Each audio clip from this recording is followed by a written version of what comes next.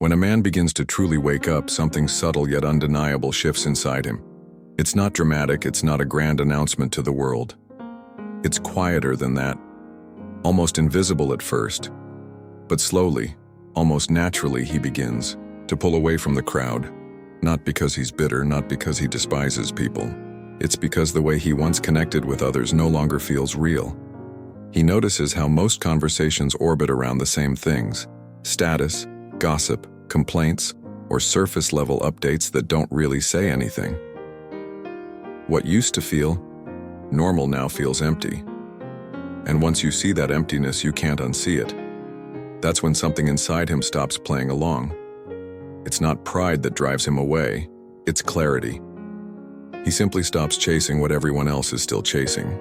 He no longer needs to be the most liked, the most entertaining, or the most agreeable person in the room. And when that happens, the usual ways of connecting lose their grip on him. He starts to notice the subtle performances in everyday interactions, the need to be approved of, the constant calculation of what to say and how to say it just to fit in. It feels like watching a stage play he no longer wants to act in. So, without anger or fanfare, he steps back, quietly, naturally. From the outside, nothing may appear different. He still shows up. He still says hello. He's still polite. But deep down, he's no longer playing the same game. The smile he gives is genuine, but he doesn't force it anymore. The conversations he joins are few, but they're honest. People sense something in him, even if they can't name it. They might say he's become distant or too quiet. Some will interpret this change as arrogance. He thinks he's better than us. Others might find it inspiring. There's something grounded about him now. But what's really happened is simpler. He's stopped pretending. He hasn't cut ties. He hasn't burned bridges. He's just no longer building connections on things that don't feel true. And because so much of modern connection is built on habit, comfort, and shared illusions, when he stops feeding those illusions, distance naturally emerges. This isn't loneliness, it's solitude. And there's a difference. Loneliness aches for company. Solitude is content with silence. He's no longer afraid of the space between himself and others, because that space is where he meets himself. The more time he spends there, the clearer his vision becomes. He starts to see what really holds most people together, and it's rarely depth or honesty. More often, it's mutual complaints about their jobs, shared pursuits of status, or unspoken agreements to defend beliefs they've never examined. He sees himself in them because he used to do the exact same thing. He called it connection, but in hindsight, it was more like synchronized distraction. Now, it feels like noise. He notices how people talk simply to avoid silence, how they need constant validation, how much energy they burn trying to maintain appearances. And when he no longer requires those things himself, he can't help but notice how much others depend on them. It becomes clear that many relationships persist, not because of truth, but because of unspoken pacts. I'll keep your illusions alive if you keep mine. And when he quietly opts out of that arrangement, something fundamental shifts. He still listens, he still cares, but he doesn't play along anymore. That subtle refusal to pretend changes everything. Conversations feel different. Interactions have less weight. Invitations come less often. The connections that remain become thinner, more fragile. From the outside, it looks like he's changed, but what's really happened is that he's finally stopped living through other people's expectations. He no longer needs to be understood. He no longer measures his worth by how much space he takes up in other people's lives.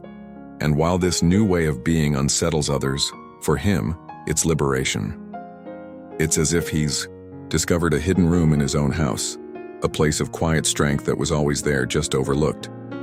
In that stillness, there's no image to maintain, no approval to chase, no noise pretending to be important. At first, it feels strange, maybe even uncomfortable. But with time, that discomfort fades, replaced by a calm independence he never knew he was missing. He learns to sit with himself, not as an escape but as a choice. The silence that once felt empty becomes full of insight, full of presence, full of something deeper than anything the crowd could ever give. Others might call it isolation. He calls it clarity, and here's the paradox. The more he grows, comfortable in his own company, the more unpredictable he seems to others. Not because he's trying to be mysterious, but because he's no longer sending out the signals they've learned to expect. No flattery, no forced laughter, no eager agreement. To those still locked in the game of mutual validation, his neutrality feels threatening. They misread his calm as arrogance.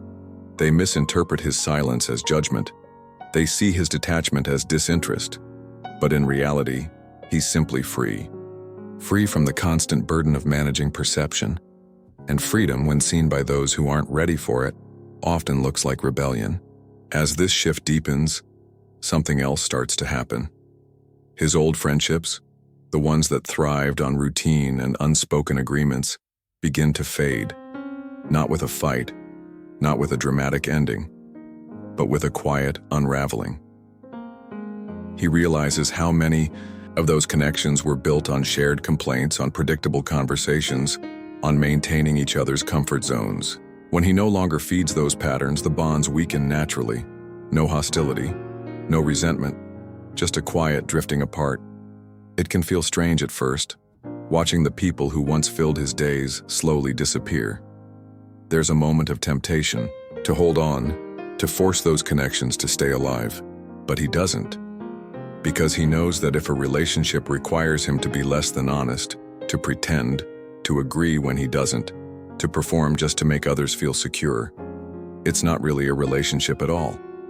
It's an arrangement. And arrangements crumble when one person stops playing their part. This isn't rejection, it's evolution. He starts to see that genuine connection is something entirely different.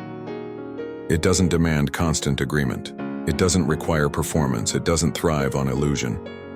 True friendship, he learns, is quiet, rare, built not on mutual need but on mutual recognition. Two people who don't need each other yet choose to walk side by side. Such connections can't be forced. They can't be manufactured through small talk or maintained through social rituals. They emerge naturally, if they emerge at all. And when they do, they feel effortless. This realization changes the way he moves through the world. He no longer fills silence with chatter just to avoid discomfort. He no longer validates ideas he doesn't believe in just to keep the peace. He no longer sacrifices his truth for the fleeting comfort of fitting in. It's not defiance, it's clarity. And clarity disrupts. People notice even if they can't articulate it. They feel something is missing. The easy reassurance, the automatic agreement, the comforting illusion that everything is fine. Without him feeding those illusions, the social fabric around him begins to shift. Conversations feel more strained, interactions more awkward, invitations less frequent. To many, this is uncomfortable. They assume he's withdrawn, that he's gone cold, maybe even arrogant. But they misunderstand what's really happening. He hasn't become detached from life. He's simply detached from illusion. This detachment is powerful because it frees him from one of the heaviest burdens a person can carry, the need to be understood. He stops trying to explain himself, stops needing others to see things his way, stops measuring his worth by how much he contributes to their sense of comfort. And as he releases that burden, something unexpected appears. In its place, a deeper kind of peace. This peace doesn't come from being alone. It comes from no longer needing external validation to feel whole. He begins to understand why so many people fear solitude. It's not the absence of others they fear, it's the presence of themselves. When the noise fades, when the distractions are gone, when there's nothing left to hide behind, you come face to face with your own thoughts, your own doubts, your own truth. That's why people fill their lives with endless activity. Scrolling, talking, working, chasing, buying, anything to avoid that stillness, because in stillness you can't escape yourself. He faced it. He sat in that uncomfortable silence long enough to realize it wasn't silence at all. It was peace waiting to be discovered. And once you've tasted that kind of peace, you can't go back. The frantic noise of the world feels different. The constant chase for approval feels pointless. The endless rituals of social performance feel hollow. He doesn't condemn those who still play the game. He understands why they do. It's familiar, it's safe, it's what they've been taught. But he also knows he can't go back to it, himself. So he walks a different path. Not loudly, not rebelliously, just quietly. And in doing so, he becomes a kind of mirror for others. His very presence disrupts the patterns they've grown comfortable with. They can't quite explain why conversations with him feel different, why being around him is both intriguing and unsettling. It's because he doesn't give them the usual cues. They can't read him like they can read everyone else. He doesn't flatter, doesn't compete, doesn't offer validation on demand. For some, this is refreshing. For others, it's threatening. Because when someone refuses to play along, it forces you to notice the game you're playing. And that's the quiet revolution of a man who's woken up. He doesn't need to argue or convince or rebel. His very being, unbound by illusion, challenges the world around him simply by existing. But this revolution has a cost. The clearer he becomes, the quieter his life becomes. Not because he's closed off, but because so much of what once filled his time was never truly necessary. Most of the noise was just a search for affirmation. And when that search ends, so does much of the activity that fueled it. This can look like loss from the outside: fewer friends, fewer conversations, fewer events. But from the inside, it feels like gain. More time, more clarity, more freedom. He no longer needs to be seen to feel real. He no longer needs to be agreed with to feel valid. He no longer needs to belong to feel whole. And in that detachment lies a depth that attachment could never provide. There comes a point when this new way of being no longer feels unusual. It becomes his normal. The quiet that once felt like emptiness now feels like home.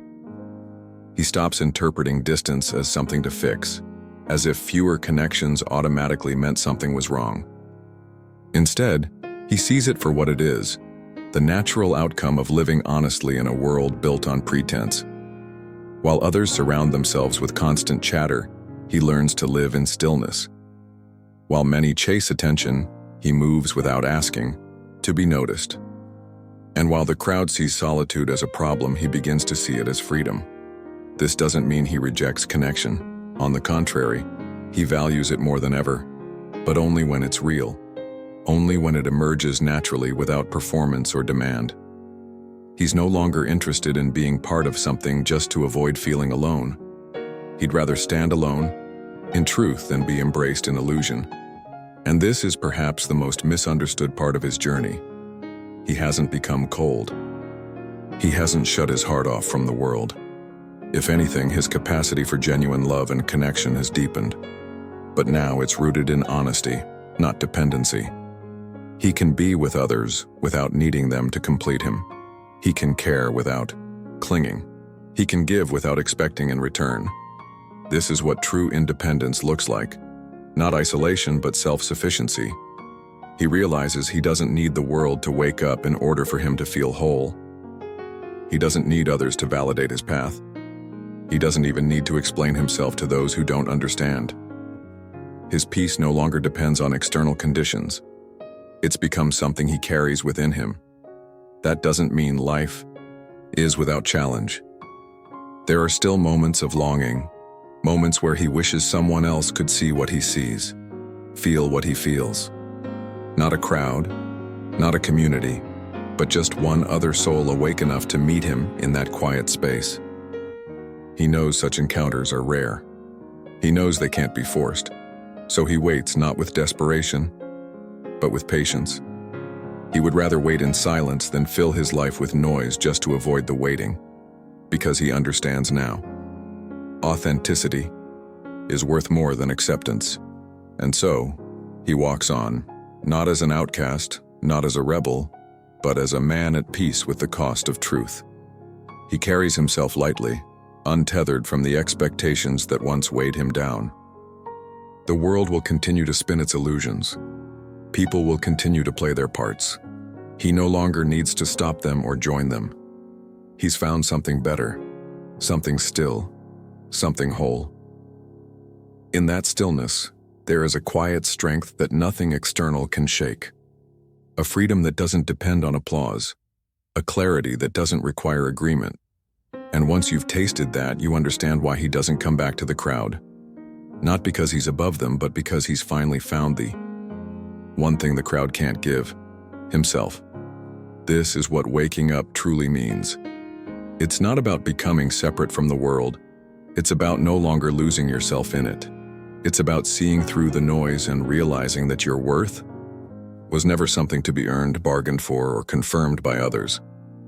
It's about walking with an inner stillness that doesn't waver when the world pulls at you from every direction. He walks alone, yes, but he's not alone. He's with the only company that has been there since the beginning and will remain until the end, his own unshakable presence. And in that there is no emptiness, only peace.